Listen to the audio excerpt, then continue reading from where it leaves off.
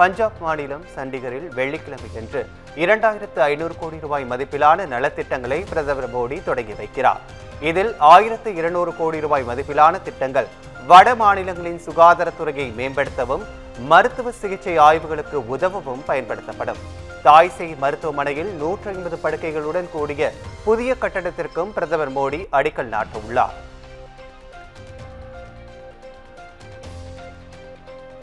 மதிமுக காங்கிரஸ் கூட்டணியில் தொடர்கிறது என அக்கட்சியின் பொதுச் செயலாளர் வைகோ தெரிவித்துள்ளார். டெல்லியில் காங்கிரஸ் மூத்த தலைவர் சோனியா காந்தியை மதிமுக பொதுச் செயலாளர் வைகோ சந்தித்து பேசினார்.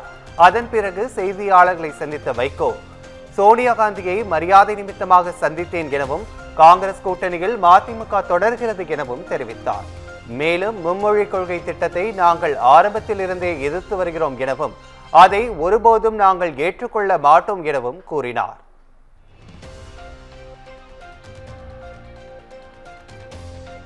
புதுச்சேரியில் இன்ஸ்டாகிராம் மூலம் நட்பாக பழகி தச்சு தொழிலாளியை மது அருந்த அழைத்து அவரை தாக்கி செல்போனை பறித்து சென்ற 2 பேரை போலீசார் கைது செய்தனர். கடலூர் மாவட்டம் கூத்தப்பாக்கம் பகுதியைச் சேர்ந்த தச்சு தொழிலாளியான சஞ்சய் என்பவருக்கு இன்ஸ்டாகிராம் மூலம் புதுச்சேரி துத்திப்பட்டு பகுதியைச் சேர்ந்த ஜெயக்குமார் என்பவருடன் பழக்கம் ஏற்பட்டுள்ளது. இந்நிலையில் சஞ்சயை ஜெயக்குமார் செல்போனில் தொடர்பு கொண்டு மண்ணாடிப்பட்டு ஏரிக்கரைக்கு மது அருந்த அழைத்துள்ளார். இதையடுத்து மண்ணாடிப்பட்டு ஏரிக்கரைக்கு சென்று மது அருந்திய சஞ்சயை போதையில் ஜெயக்குமார் மற்றும் அவரது நண்பர் ஜெயபிரதாபன் ஆகியோர் சேர்ந்து தாக்கி அவரிடம் இருந்த வெள்ளி சங்கிலி மற்றும் செல்போனை பறித்துக் கொண்டு தப்பியோடினர். இதுகுறித்து சஞ்சய் அளித்த புகாரின் பேரில் வழக்கு பதிவு செய்த போலீசார் ஜெயக்குமார் மற்றும் ஜெயபிரதாபன் ஆகிய இருவரையும் கைது செய்தனர்.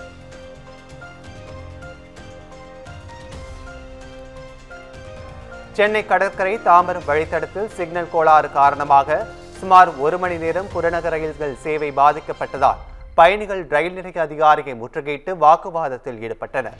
புறநகரில் இருந்து வேலை, தொழில், கல்வி உள்ளிட்ட பல்வேறு காரணங்களுக்காக வரும் பயணிகள் மின்சார ரயில்களையே நம்பியிருக்கிறார்கள். அதனால் காலை மற்றும் மாலை நேரத்தில் இந்த வழித்தடத்தில் பயணிகள் கூட்டம் அலைமோதுவது வாடிக்கையாகும். இந்த நிலையில்தான் செவ்வாய்க்கிழமை மாலை சிக்னல் கோளாறால் கடற்கரை தாம்பரம் வழித்தடத்தில் மின்சார ரயில்கள் சேவை பாதிக்கப்பட்டது. ரயில்கள் கடற்கரை ரயில் நிலையத்திலிருந்து இயக்கப்படாமல் பூங்காநகர் மற்றும் எழும்பூர் ரயில் நிலையத்தில் இருந்து புறப்பட்டன. இதனால் பயணிகள் பலரும் தண்டவாளம் வழியாக அங்கு நடந்து சென்றனர். கோயில் நிலங்களை 1 இன்ச் கூட யாருக்கும் கொடுப்பதற்கு நாங்கள் தயாராக இல்லை என இந்து சமய அறநிலையத்துறை அமைச்சர் ரமேஷ் கூறியுள்ளார். சென்னையில் செய்தியாளர்களை சந்தித்த அறநிலையத்துறை அமைச்சர் ரமேஷ், பழனி கோயிலுக்கு சொந்தமான நிலம் குறித்த வரலாறு தெரியாமல் பத்திரப்பதிவு செய்து கொடுத்துள்ளனர் எனவும் உடனடியாக அறநிலையத்துறை அதிகாரிகள் சம்பந்தப்பட்ட அதிகாரிகளை சந்தித்து பத்திரப்பதிவை நிறுத்துவதற்கு தேவையான அனைத்து நடவடிக்கைகளையும் எடுத்துள்ளோம் எனவும் தெரிவித்தார். மேலும் அரசு என்ன செய்கிறது என தெரியாமல் அமைச்சரின் உறவினர் அந்த நிலத்தை வாங்கிவிட்டார் என அவதூறு பரப்புகிறார்கள் எனவும் பொய் புரட்டு பரப்பியவர்கள் மீது நடவடிக்கை எடுக்க போலீசில் புகார் அளித்துள்ளோம் எனவும் அவர் கூறினார்.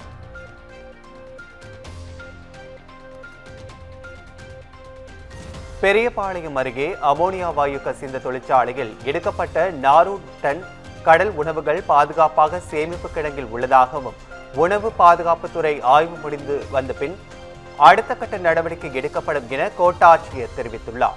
கடந்த மாதம் 21ஆம் தேதி அமோனியா வாயு கசிந்து 18 தொழிலாளர்கள் பலியான நிலையில் தொழிற்சாலையில் இருந்த சுமார் 5 டன் அமோனியா பாதுகாப்பாக அப்புறப்படுத்தப்பட்டது.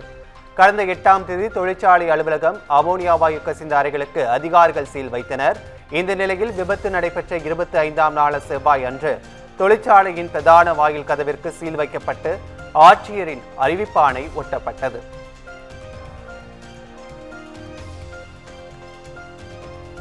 குஜராத்தில் நவசாரி மாவட்ட கிராமத்தில் உள்ள உணவகத்தின் அருகே திறந்தவெளியில் கட்டிலில் தூங்கிக் கொண்டிருந்த 3 தொழிலாளிகளை சிறுத்தை தாக்கியது.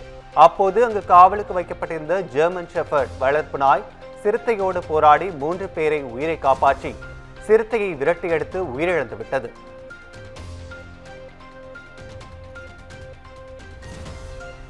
ஆட்சி கவிழ்ப்பிற்காக தாவேக எம்எல்ஏவிடம் பேரம் பேசிய வழக்கில் மேலும் ஒருவர் கைது செய்யப்பட்டுள்ளார். ஊத்தங்கரை எம்எல்ஏ இளையராஜா கொடுத்த புகாரின் அடிப்படையில் ஏற்கனவே ஐபிடிஎஸ் நிறுவனர் திருநாவுக்கரசு, நரேஷ், தியாகராஜன், கார்த்திக், ரமேஷ், செல்வன், சீனிவாசன், ராஜேஷ், கிருஷ்ணா, நாமக்கலை சேர்ந்த டாக்டர் ராஜசேகர் மற்றும் சேதுராஜன் என 11 பேர் கைது செய்யப்பட்டுள்ளனர். இந்த நிலையில் 12வது நபராக மதுரையை சேர்ந்த கணேசன் என்பவர் செவ்வாய்க்கிழமை கைது செய்யப்பட்டுள்ளார். அவரை போலீசார் நீதிமன்றத்தில் ஆஜர்படுத்தி சிறையில் எடுக்க நடவடிக்கை மேற்கொண்டுள்ளனர்.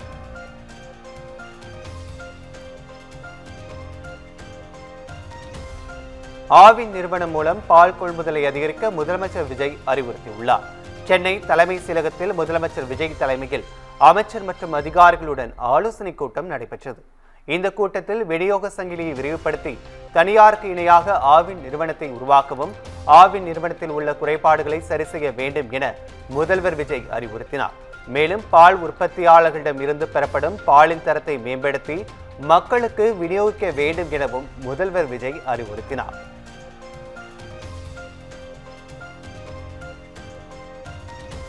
தமிழக முதல்வர் விஜயை இந்தியாவிற்கான கஜகஸ்தான் தூதர் அஸ்மத் எஸ்கரேவ் சந்தித்து பேச்சுவார்த்தை நடத்தினார். சென்னை தலைமை செயலகத்தில் முதல்வர் விஜயை இந்தியாவிற்கான கஜகஸ்தான் தூதர் அஸ்மத் எஸ்கரேவ் மற்றும் கஜகஸ்தான் தூதகத்தின் முக்கிய பிரதிநிதி ஆகியோர் மரியாதை நிமித்தமாக சந்தித்தனர். பின்னர் இருவரும் தமிழ்நாடு மற்றும் கஜகஸ்தான் இடையேயான பரஸ்பர நலன் சார்ந்த விவகாரங்கள் குறித்தும் இருதரப்பு உறவுகளை மேம்படுத்துவது குறித்தும் ஆலோசனை மேற்கொண்டனர். தலைமை செயலகத்தில் நடைபெற்ற இந்த சந்திப்பு அரசியல் மற்றும் தூதரக வட்டாரங்களில் பெரும் கவனத்தை பெற்றுள்ளது.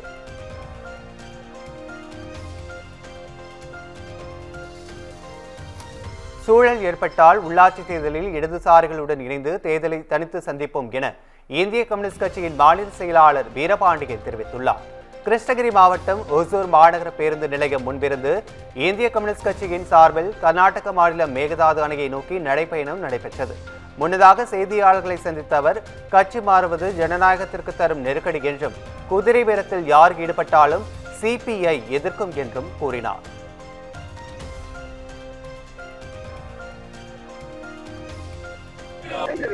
மேகதாதுவில் கர்நாடக அரசு அணை கட்டக்கூடாது என்பதை வலியுறுத்தி இந்திய கம்யூனிஸ்ட் கட்சியின் கிருஷ்ணகிரி மாவட்ட குழுவும் விவசாய சங்கமும் இணைந்து இந்த நடைபயண இயக்கத்தை நடத்துகிறோம். இந்த பெருந்திரள் நடைபயண இயக்கத்திற்கு இந்திய கம்யூனிஸ்ட் கட்சியின் மாநில நிர்வாக உறுப்பினரும் தனி சட்டமன்ற உறுப்பினருமான தோழர் ராமச்சந்திரன் அவர்கள் தலைமை தாங்குகிறார். விவசாய சங்கத்தின் மாநில தலைவர்களில் ஒருவரான தோழர் நருமையா அவர்கள் வாழ்த்து கூறியிருக்கிறார். கட்சியின் தொழிற்சங்கத்தின் விவசாய சங்கத்தின் முன்னணி தலைவர்கள் பலரும் ஏராளமான தொண்டர்களும் இந்த நிகழ்வில் பங்கேற்றிருக்கிறார்கள். அனைவர் சார்பிலும் உங்களுக்கு கரங்குப்பி வணக்கத்தை நான் தெரிவித்துக் கொள்கிறேன். மாற்றுத்திறனாளி நீதிமன்ற காவலில் மரணம் அடைந்ததற்கு காரணமானவர்கள் மீது நடவடிக்கை எடுக்க வேண்டும் என சட்டமன்ற எதிர்க்கட்சித் தலைவர் உதயநிதி வலியுறுத்தியுள்ளார். இது தொடர்பாக அவர் விடுத்துள்ள எக்ஸல பதிவில் நாகர்கோவிலை சேர்ந்த மாற்றுத்திறனாளி இளைஞரான சபரிவர்மன் காவல்துறையால் கைது செய்யப்பட்ட நிலையில் நீதிமன்ற காவலில் மரணம் அடைந்தது அதிர்ச்சி அளிப்பதாக தெரிவித்துள்ளார். உடல்நலக்குறைவால் இறந்துவிட்டார் என்று காவல்துறை தெரிவித்துள்ளதாகவும், ஆனால் உடல் முழுவதும் காயங்கள் இருந்ததாகவும் அவரை காவல்துறையினர் அடித்தே கொன்றதாக கூறி இளைஞரின் குடும்பத்தினர் போராட்டத்தில் ஈடுபடுவதாகவும் சுட்டிக்காட்டியுள்ளார். ஈரோட்டில் குட்கா விற்றதாக கைது செய்யப்பட்ட தாவேக நிர்வாகி அன்றைய தினமே ஜாமீனில் விடுவிக்கப்பட்டதாக குறிப்பிட்டுள்ள உதயநிதி ஸ்டாலின், சாமானியருக்கு ஒரு சட்டம், தாவேக நிர்வாகி என்றால் ஒரு சட்டம் என்பது கண்டிக்கத்தக்கது என குறிப்பிட்டுள்ளார்.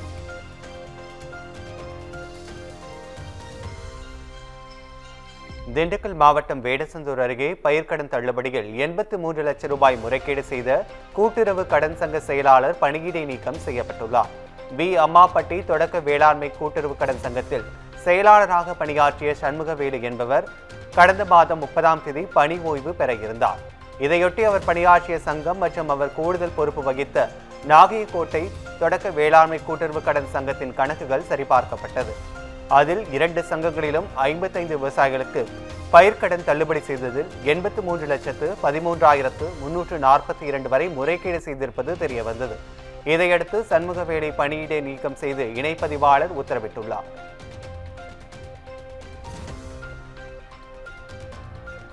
சென்னை மாநகராட்சி ஆணையர் சமீரனுக்கு முதலமைச்சரும் பெரம்பூர் எம்எல்ஏயுமான விஜய் கடிதம் எழுதியுள்ளார். பெரம்பூர் பகுதி மக்களுக்கு நேரடியாக பயனளிக்கும் திட்டங்களுக்காக தனது சட்டமன்ற உறுப்பினர் தொகுதி மேம்பாட்டு நிதியிலிருந்து ரூபாய் 3 கோடியை ஒதுக்கீடு செய்யுமாறு முதலமைச்சர் விஜய் சென்னை மாநகராட்சி ஆணையர் சமீரனுக்கு கடிதம் வாயிலாக முன்மொழிந்துள்ளார்.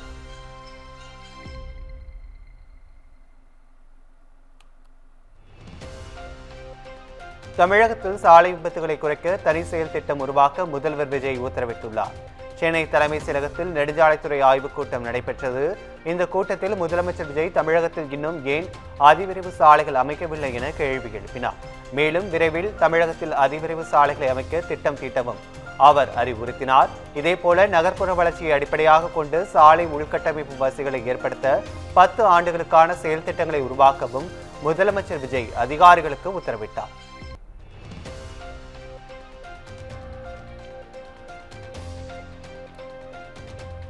தமிழ் சினிமாவில் இப்போது முன்பு போல் புராண படங்கள் வருவதில்லை என்றாலும் கடவுளின் அவதாரம் குறித்த படங்கள் கிராபிக்ஸ் துணையோடு வெளியாகின்றன. இந்நிலையில் முருகன் தமிழ் கடவுள் அல்ல, இமயத்தில் வசித்த சிவபெருமானின் மகன் என்று சர்ச்சை எழுந்தது. இதற்கு பதில் கூறும் வகையில் தமிழ் திரையுலகம் களமிறங்கியுள்ளது. தனுஷ் நடிக்கும் தமிழ் முருகன் என்ற படம் தயாரிக்கப்பட்டு வருகிறது. அதே போன்று சிவகார்த்திகேயன் நடிப்பில் சேயோன் என்ற படமும் முருகனை அடிப்படையாக கொண்டு உருவாகி வருகிறது.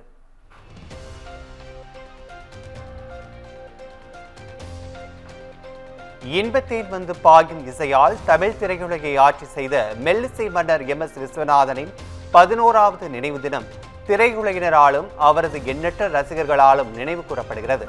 பாலக்காடு பக்கத்தில் பாரா என்ற சிறிய கிராமத்தில் பிறந்த விஸ்வநாதன் MGR, சிவாஜி போன்ற முன்னணி நட்சத்திரங்களுக்கும் ஸ்ரீதர், பாலச்சந்தர், பீம்சிங், AC திரிலோகச்சந்தர் போன்ற இயக்குநர்களுக்கும் அளித்த பாடல்கள் இன்று வரை நீங்காத இன்னிசையாக ஒலித்துக் கொண்டிருக்கின்றன.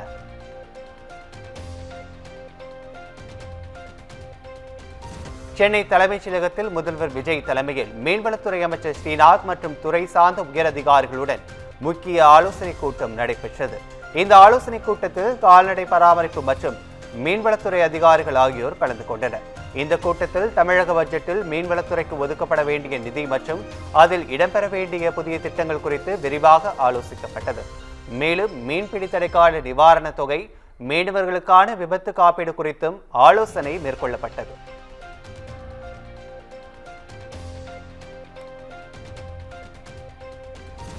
வார இறுதி நாட்களை முன்னிட்டு சிறப்பு பேருந்துகள் இயக்கப்படுவதாக தமிழ்நாடு அரசு போக்குவரத்து கழகம் அறிவித்துள்ளது. அதன்படி 17ஆம் தேதி சென்னை கிளாம்பாக்கத்திலிருந்து திருவண்ணாமலை, திருச்சி, கும்பகோணம், மதுரை, திருநெல்வேலி, நாகர்கோவில், கன்னியாகுமரி, தூத்துக்குடி, கோயம்புத்தூர், சேலம், ஈரோடு, திருப்பூர் ஆகிய இடங்களுக்கு 395 பேருந்துகளும் 18ஆம் தேதி 330 பேருந்துகளும் இயக்கப்பட உள்ளதாக தெரிவிக்கப்பட்டுள்ளது. கோயம்பேட்டிலிருந்து திருவண்ணாமலை, நாகை, வேளாங்கண்ணி, ஒசூர், பெங்களூரு ஆகிய இடங்களுக்கு 17ஆம் தேதி 120 பேருந்துகளும் 18ஆம் தேதி 120 பேருந்துகளும் இயக்கப்படுவதாக கூறப்பட்டுள்ளது. மேலும் பெங்களூர், திருப்பூர், ஈரோடு மற்றும் கோயம்புத்தூர் ஆகிய இடங்களில் இருந்து பல்வேறு இடங்களுக்கு 200 சிறப்பு பேருந்துகளும் இயக்க திட்டமிடப்பட்டுள்ளதாக தெரிவிக்கப்பட்டுள்ளது. மாதவரத்திலிருந்து 17 மற்றும் 18ஆம் தேதிகளில் மொத்தம் 50 பேருந்துகள் இயக்கப்பட உள்ளதாகவும், சொந்த ஊர் சென்றவர்கள் திரும்ப 19ஆம் தேதி 420 சிறப்பு பேருந்துகள் இயக்கப்பட உள்ளதாகவும் தெரிவிக்கப்பட்டுள்ளது.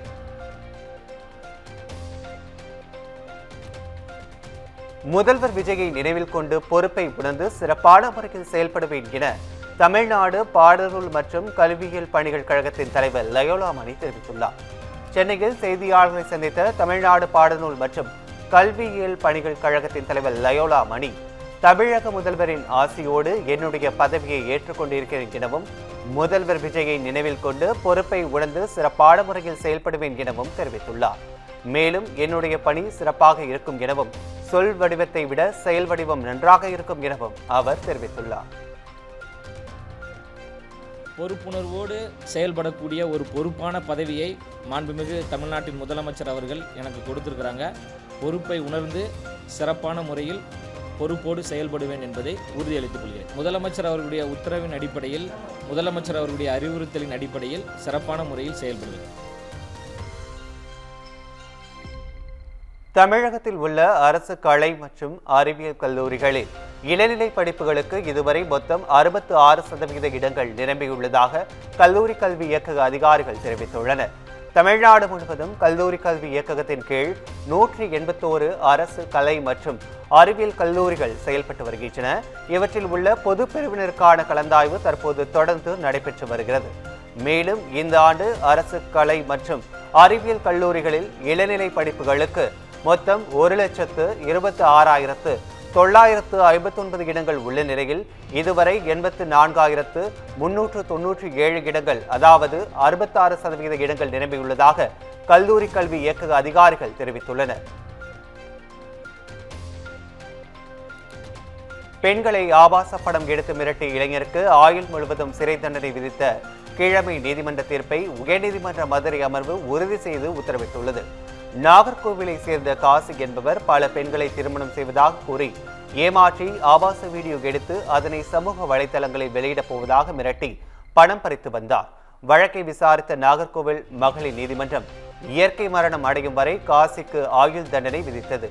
இதனை எதிர்த்து தொடரப்பட்ட மேல்முறையீட்டு மனுவை விசாரித்த நீதிபதிகள் ஆனந்த் வெங்கடேஷ் மற்றும் ராமகிருஷ்ணன் அமர்வு குற்றச்சாட்டு சந்தேகத்திற்கிடமின்றி நிரூபிக்கப்பட்டுள்ளதால் தண்டனையை உறுதி செய்து உத்தரவிட்டது. இளம்பெண்கள் தங்களுடைய தனிப்பட்ட புகைப்படங்களை சமூக ஊடகங்களில் பகிரக்கூடாது என்றும் தீர்ப்பில் அறிவுறுத்தியது.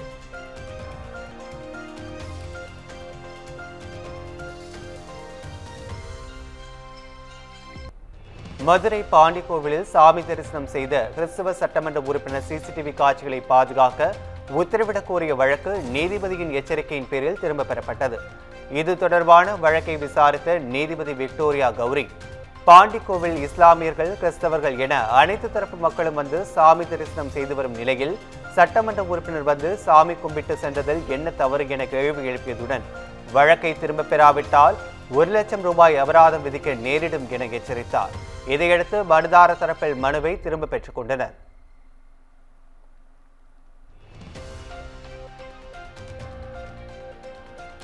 சென்னையில் 11 நவீன மாடு காப்பகங்களில் 980 மாடுகள் பராமரிக்கப்படுவதாக சென்னை மாநகராட்சி தெரிவித்துள்ளது. மாநகராட்சி விடுத்துள்ள அறிக்கையில் கடந்த 2 ஆண்டுகளில் சாலைகளில் பொதுமக்களுக்கு இடையூறாக சுற்றித் திரிந்த 2718 மாடுகள் பிடிக்கப்பட்டு அவற்றின் உரிமையாளர்களிடமிருந்து 1,24,3000 ரூபாய் அபராதமாக வசூலிக்கப்பட்டதாக தெரிவிக்கப்பட்டுள்ளது.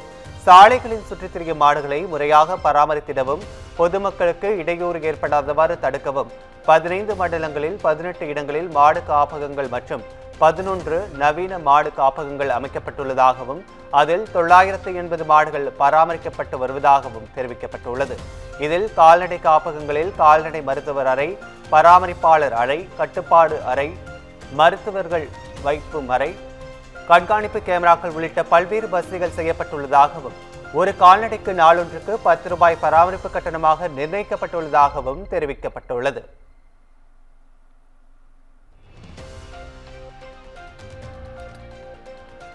மூத்த வழக்கறிஞர் மோகனுக்கு வழங்க வேண்டிய கட்டண பாக்கியை 4 வாரங்களுக்குள் வழங்க வேண்டும் என சென்னை உயர்நீதிமன்றம் உத்தரவிட்டுள்ளது. கோகுல்ராஜ் ஆணவ கொலை வழக்கில் அரசு சிறப்பு வழக்கறிஞராக ஆஜரான மூத்த வழக்கறிஞர் மோகனுக்கு வழக்கறிஞர் கட்டணத்தை 3 வாரங்களில் வழங்க வேண்டும் என்ற தனி நீதிபதியின் உத்தரவை எதிர்த்து தமிழக அரசு மேல்முறையீடு செய்தது. இந்த வழக்கை விசாரித்த சென்னை உயர்நீதிமன்றம் மூத்த வழக்கறிஞர் மோகனுக்கு வழங்க வேண்டிய கட்டண பாக்கியை 4 வாரங்களுக்குள் வழங்க உத்தரவிட்டது. மேலும் போக்குவரத்து செலவை வழங்க முடியாது என்ற அரசின் வாதத்தை நிராகரித்த நீதிமன்றம் மிக முக்கியமான இந்த வழக்கில் நீண்ட தூரம் பயணித்து 117 முறை விசாரணை நீதிமன்றத்தில் ஆஜரான வரையே அந்த செலவை ஏற்க சொல்வது நியாயமற்றது என்று தெரிவித்தது.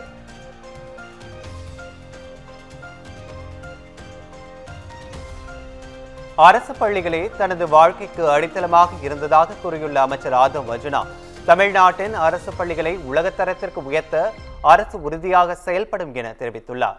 சென்னை எழும்பூரில் உள்ள மாகாண மகளிர் மேல்நிலைப் பள்ளியில் அரசு பள்ளி மாணவர்களுக்கு இருக்கைகள் வழங்கும் விழா நடைபெற்றது. இதில் பொதுப்பணித்துறை மற்றும் விளையாட்டு மேம்பாட்டுத்துறை அமைச்சர் ஆதவ் அர்ஜுனா, பள்ளிக்கல்வித்துறை அமைச்சர் ராஜ்மோகன் ஆகியோர் கலந்து கொண்டனர். விழாவில் பேசிய ஆதவ் அர்ஜுனா, தமிழ் வழியில் படித்ததை பெருமையாக நினைப்பதாகவும் தன்னுடைய சிந்தனை எல்லாமே தமிழில்தான் இருக்கும் எனவும் குறிப்பிட்டார்.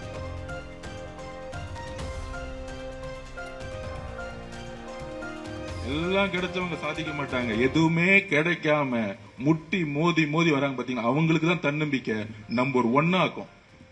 அந்த தன்னம்பிக்கையை யாராலும் உடைக்க முடியாது. இந்த கார்ல இருந்து வந்த இறங்குற பையனுக்குலாம் உடைக்க முடியாது. நம்மலாம் கீழ இருந்து வந்திருக்கோம், சத்துணவு சாப்பிட்டு வந்திருக்கோம். நீ சத்துணவு சாப்பிட்டாலே அந்த ஸ்ட்ரென்த் வேற ஸ்ட்ரென்த். கரெக்ட் தானே? அதனால எங்க அப்பா இல்ல, அம்மா இல்ல. எனக்கெல்லாம் அம்மா அப்பா 5 வயசுல போயிட்டாங்க. இறந்துட்டாங்க. அதை பத்திலாம் கவலைப்படவே வேணாம். என்ன உருவாக்கியது அரசு பள்ளி தான்.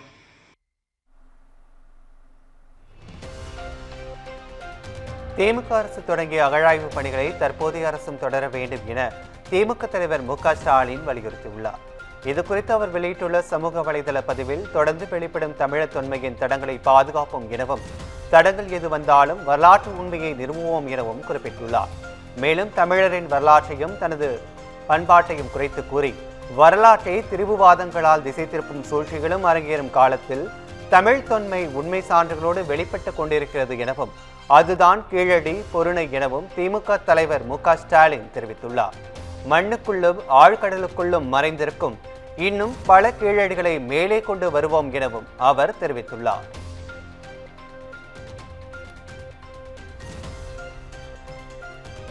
அதிமுக ஆட்சியில் எஸ்.பி. வேலுமணி உள்ளாட்சித்துறை அமைச்சராக இருந்தபோது முறைகேடாக நியமிக்கப்பட்ட 54 இடைநிலை உதவியாளர்கள் பணி நீக்கம் செல்லும் என உச்சநீதிமன்றம் தீர்ப்பளித்துள்ளது. பணியிடங்கள் நிரப்பப்பட்டதில் முறைகேடு என கூறி பணி நியமனங்களை கடந்த ஜூன் மாதம் சென்னை உயர்நீதிமன்றம் ரத்து செய்து உத்தரவிட்டது. இதனை எதிர்த்து பணியை இழந்தவர்கள் சார்பில் உச்சநீதிமன்றத்தில் மேல்முறையீடு செய்யப்பட்டிருந்தது. இதன் மூலம் 54 பேரின் நியமனத்தை ரத்து செய்து சென்னை உயர்நீதிமன்றம் வழங்கிய தீர்ப்பை உச்சநீதிமன்றம் உறுதி செய்துள்ளது.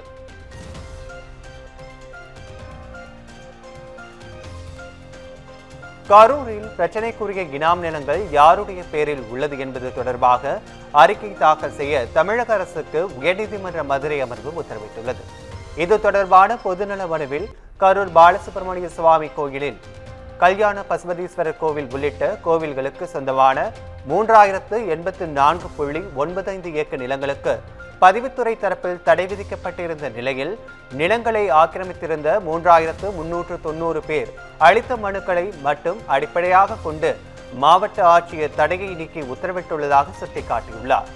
மனுவை விசாரித்த நீதிபதிகள் சி.வி. கார்த்திகேயன் மற்றும் சக்திவேல் அமர்வு சம்பந்தப்பட்ட நிலங்கள் யாருடைய பெயரில் உள்ளன என்பது தொடர்பாக ஆட்சியர் மற்றும் தமிழக அரசு 29ஆம் தேதி விரிவான பதில் அறிக்கை தாக்கல் செய்ய உத்தரவிட்டு வழக்கை ஆகஸ்ட் 11ஆம் தேதிக்கு ஒத்திவைத்தனர்.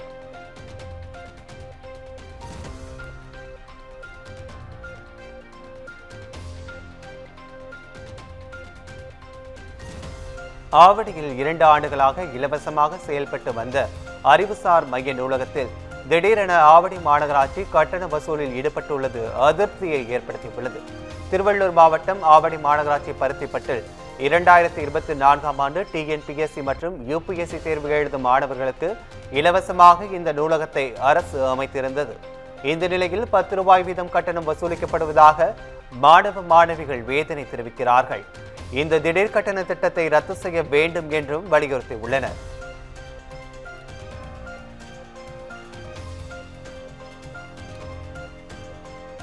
குழந்தைகளை பிரச்சாரத்தில் பயன்படுத்துவது குறித்து ஆய்வு செய்ய உள்ளதாகவும், தேவைப்பட்டால் விதிகள் வகுக்கப்படும் என்றும் தேர்தல் ஆணையம் சென்னை உயர்நீதிமன்றத்தில் தெரிவித்துள்ளது.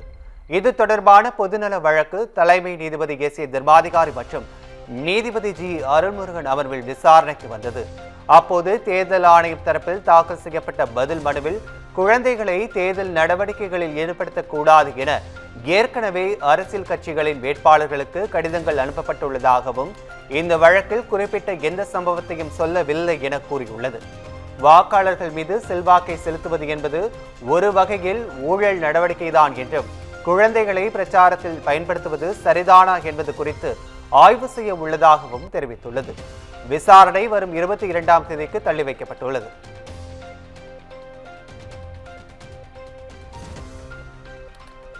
பிளாஸ்டிக் பாக்கெட்டுகளில் பால் விநியோகம் செய்வதற்கு பதிலாக தானியங்கி பால் விற்பனை இயந்திரத்தை சோதனை அடிப்படையில் கொடைக்கானல் மற்றும் உதகையில் அமைக்க இருப்பதாக ஆவின் நிறுவனம் சென்னை உயர்நீதிமன்றத்தில் தெரிவித்துள்ளது.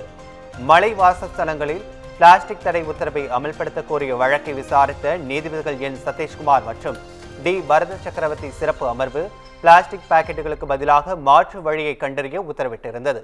அதன்படி ஆவின் நிறுவனம் தாக்கல் செய்த அறிக்கையில் ஆவின் பால் விநியோகத்திற்கு மீண்டும் தானியங்கி விற்பனை இயந்திரத்தை அறிமுகப்படுத்த இருப்பதாகவும், கொடைக்கானல் மற்றும் உதகையில் மக்கள் தொகை நெருக்கம் நிறைந்த பகுதிகளில் இந்த இயந்திரங்களை அமைக்க இருப்பதாகவும் தெரிவிக்கப்பட்டது. இயந்திரங்களை அமைத்த பிறகு பாக்கெட்டுகளில் பால் விற்பனை நிறுத்தப்படும் என்றும் அறிக்கையில் தெரிவிக்கப்பட்டுள்ளது.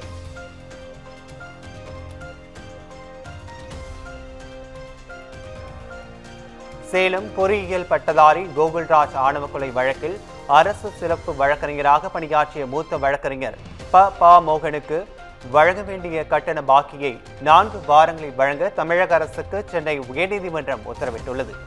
ஏற்கனவே இந்த வழக்கில் மோகனுக்கு உரிய கட்டணத்தை 3 வாரங்களில் வழங்க தனி நீதிபதி உத்தரவிட்டிருந்தார்.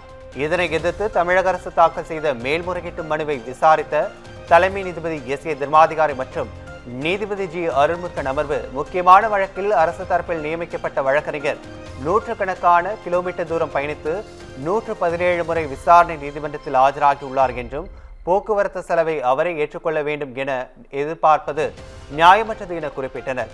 தொடர்ந்து தனி நீதிபதி உத்தரவை உறுதி செய்த நீதிபதிகள் அரசு சிறப்பு வழக்கறிஞருக்கு வழங்க வேண்டிய கட்டண பாக்கி போக்குவரத்து செலவுகளை 4 வாரங்களில் வழங்க உத்தரவிட்டனர்.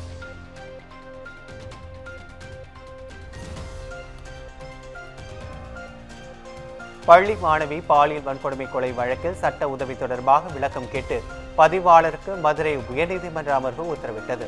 தூத்துக்குடி மாவட்டம் விளாத்திக்குளத்தில் பள்ளி மாணவியை பாலியல் வன்கொடுமை செய்து கொன்ற தர்மபுரீஸ்வரனுக்கு மரண தண்டனை விதித்து தூத்துக்குடி போக்சோ நீதிமன்றம் தீர்ப்பளித்தது. இதனையடுத்து காவல்துறை தரப்பில் தூக்கு தண்டனை உறுதி செய்ய கோரி மதுரை உயர்நீதிமன்ற அமர்வில் ஜூன் 5ஆம் தேதியன்று மனு தாக்கல் செய்திருந்தது. இந்த வழக்கு நீதிபதிகள் ஜெகதீஷ் சந்திரா, பூர்ணிமா ஆகியோர் அடங்கிய அமர்வில் விசாரணைக்கு வந்தபோது நீதிமன்றத்திற்கு உத்தரவு செய்வதற்காக சட்ட உதவி மையம் சார்பாக வழக்கறிஞர்களை நியமிப்பதற்கு எடுக்கப்பட்ட நடவடிக்கை குறித்து விளக்கம் அளிக்க பதிவாளருக்கு உத்தரவிட்ட நீதிபதிகள் வழக்கு விசாரணையை புதன்கிழமைக்கு ஒத்திவைத்தனர்.